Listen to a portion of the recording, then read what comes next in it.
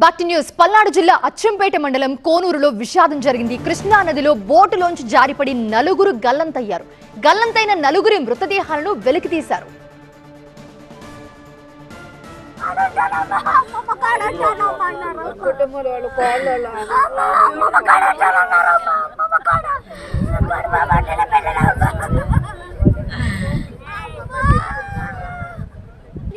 కోనూరులో ఒక ఫంక్షన్ కు వచ్చిన కుంకులకుంటకు చెందిన ఒక కుటుంబం కృష్ణా నదిలో బోట్ ఎక్కింది. ఈ క్రమంలో బోటు బ్యాలెన్స్ తప్పి 9 మంది నదిలో పడిపోయారు.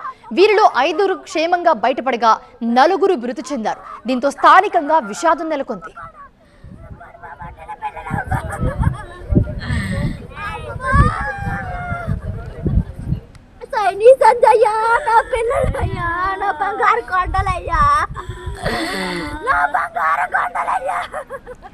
పల్నాడు జిల్లా అచ్చంపేట మండలం కోనూరులో విషాదం జరిగింది. కృష్ణా నదిలో బోటులోంచి జారిపడి నలుగురు గల్లంతయ్యారు. గల్లంతైన నలుగురి మృతదేహాలను వెలికితీశారు. కోనూరులో ఒక ఫంక్షన్ కు వచ్చిన కుంకులగుంటకు చెందిన కుటుంబం కృష్ణా నదిలో బోట్ ఎక్కింది. ఈ క్రమంలోనే బోటు బ్యాలెన్స్ తప్పి ఒక్కసారిగా 9 మంది కూడా నదిలో పడిపోయారు. వీరిలో 5 క్షేమంగా బయటపడగా నలుగురు మృతి చెందారు. దీంతో స్థానికంగా విషాదం నెలకొంది.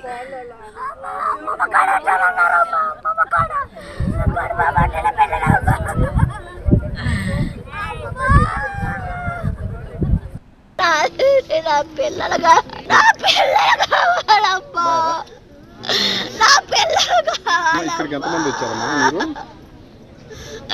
నా పిల్లలమ్మా సైని సంజయ్య, నా పిల్లలయ్యా, నా బంగారు కొండలయ్యా.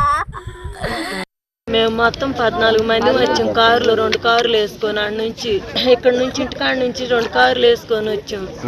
ఇక్కడికి వచ్చాక మేమేమో 4 ఈ దారిని ఉండం, 10 మంది ఏమో ఎక్కి ఆ దారికి పోయారు. మీరు ఏడ ఉండండి, మేము మొత్తం ఆ దారికి పోయి అన్నారని ఎక్కిపోయారు.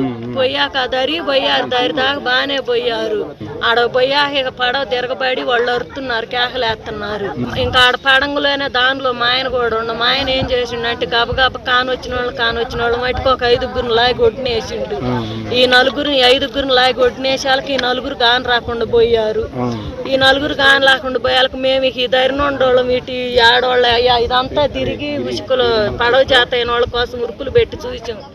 ఎవరి తరం కాదు, ఏదో చుట్టాల రూపుగా ప్రీతిగా వెళ్ళి ఆనందంగా ఆహ్లాదకరంగా గడుపుదామనేటువంటి సంతోషంగా వచ్చినటువంటి పిల్లలకి దేవుడు విషాదాన్ని, ఆ కుటుంబాలకు విషాదాన్ని నింపాడు.